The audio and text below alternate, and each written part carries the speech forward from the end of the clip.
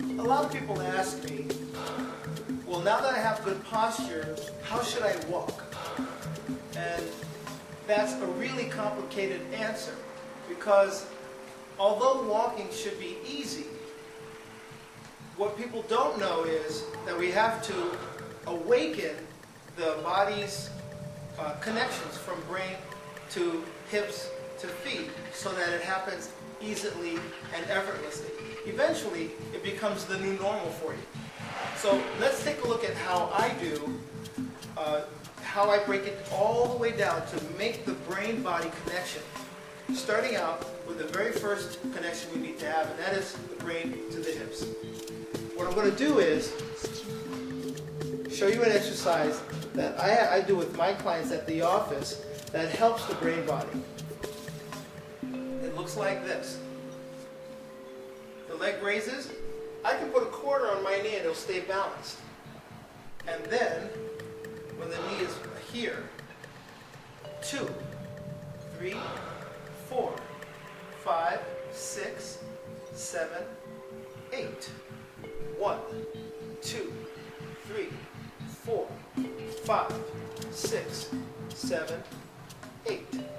1, 2, 3, 4, 5, 6, 7, 8. And if you look on the at how close I have my foot to the floor, it's extended, and then finally I land my weight on the heel, and then I'm able to stand.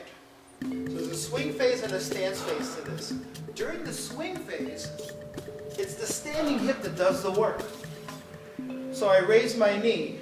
Now the standing hip is doing all the work of balancing. 2, 3, 4, 5, 6. 1. I'm going to take it back to 8. 2, 3, 4, 5, 6, 7, 8. 1, 2, 3, 4, 5, 6, 7, 8. 1, 2, 3, 4, 5, 6, 7, 8. 1, 2, 3, 4, 5, 6, 7, 8.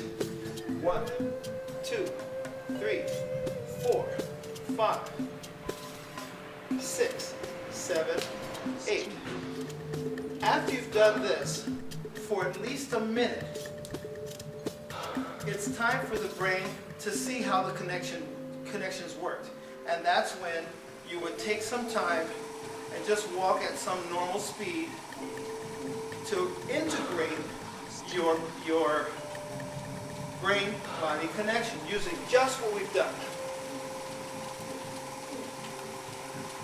You take that walk for about a minute or so,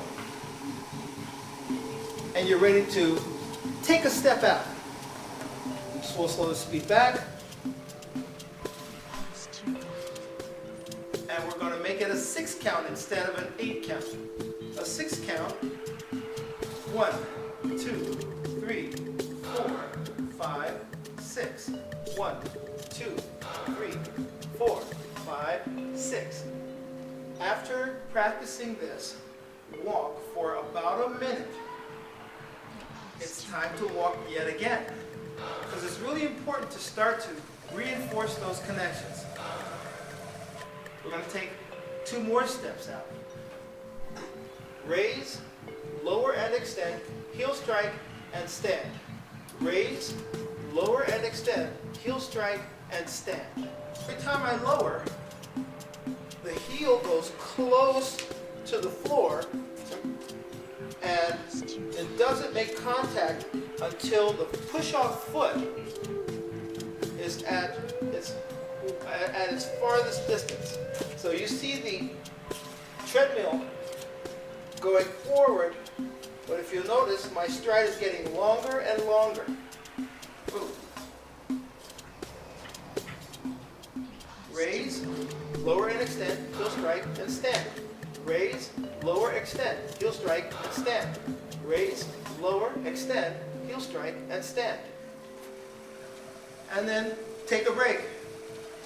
Take a break and just walk normal speed for a little while so you can start to incorporate the new rules for the mind-body connection.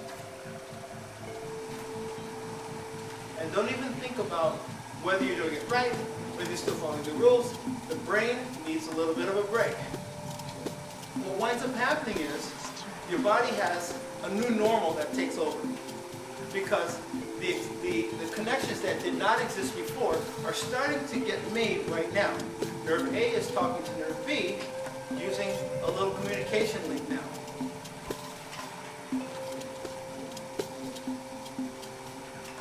The next step is, all right, we're ready to take yet 2 more steps out of it. So let's break it down. Looks like this. 1, 2. Instead of raising my hip to start out, what I'm doing now is standing and then only lowering and extending my leg. So it looks like this. 1, 2. 1, 2. And then the legs goes into the stance phase. Raise, lower and stride. Lower and stride. Lower and stride. In the lowering and stride, when you look at the hips start level and swing low. They raise when you stand. They start level, swing low, and they raise when you stand. Pay attention carefully to the figure 8 motion, left to right, front to back, and up and down.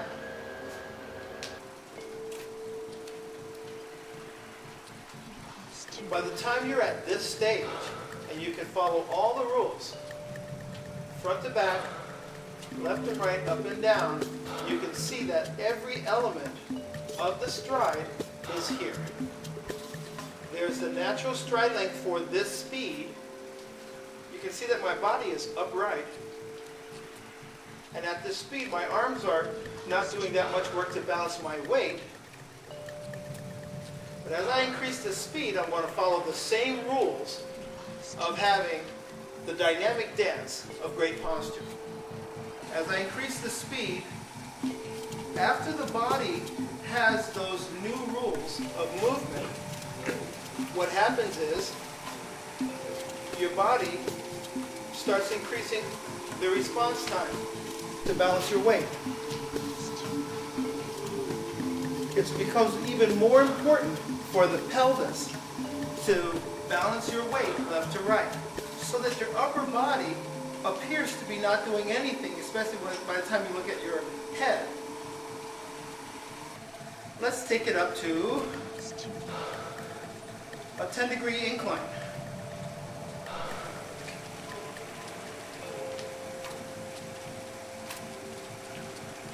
Okay, it's going to go up to 10 in just a minute. Now watch my feet carefully and watch how my body responds.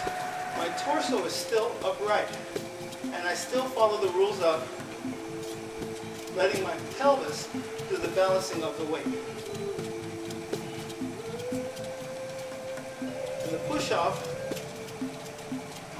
happens still with my toes. And the same rules apply. They're only different if you have shoes on that have heels. So if you're in heels, you have to bend your knees to keep your balance and take longer strides. But when you're flat again, you can use your whole foot.